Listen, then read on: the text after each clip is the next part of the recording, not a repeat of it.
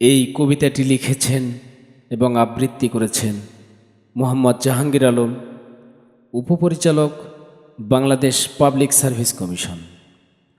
গত ফ্যাসিস্ট সরকারের আমলে ওনাকে অন্যায়ভাবে বাসা থেকে তুলে নিয়ে যায় সিআইডির ডিআইজি এবং কেরানীগঞ্জ কারাগারে প্রেরণ করেন।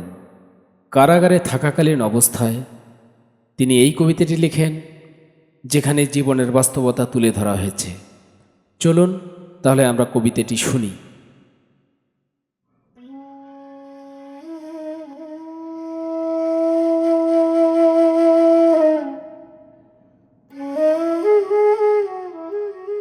আমি মোহাম্মদ জাহাঙ্গীর আলম, উপপরিচালক পিএসসি, চম্পাকুলি কারাগার থেকে। আমার কবিতার নাম সরকারি কর্মচারী 2024 কারাগার। আমি একজন সহজ সরল সরকারি কর্মচারী রে ভাই, আমি একজন সহজ সরল সরকারি কর্মচারী। আমার জীবনে নেমে এসেছে এক অনাকাঙ্ক্ষিত করুণ কাহিনী। আমি তো কখনো ভাবিনি সরকারি কর্মচারী চাকুরিজীবীর ভিতর এত কুটিলতা। সহজ সরল আমার জীবনে নেমে এসেছে এক বিড়ম্বনার জটিলতা। ক্ষমা করে দিও মোরে হে জীবন সঙ্গিনী, আমি একজন সহজ সরল সরকারি কর্মচারী। এ পৃথিবীতে আত্মীয় স্বজন বন্ধু বান্ধব হবে না কখনো বিপদের সঙ্গী। কারাগার জীবনের বন্ধুই হলো আমার সহযোগী।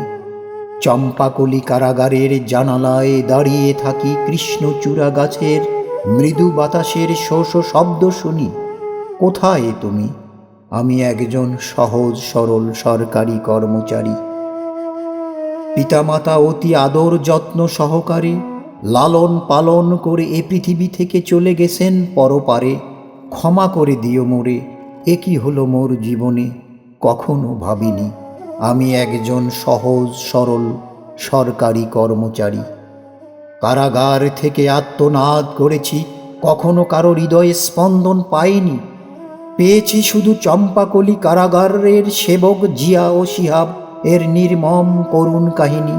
আর চারিদিক থেকে বাতাসে ভেসে আসা প্রতিধ্বনি 2024 একমাত্র মহাকাব্যের দেশনায়ক শহীদ আবু সাঈদ। শহীদ আবু সাঈদ। ধন্যবাদ।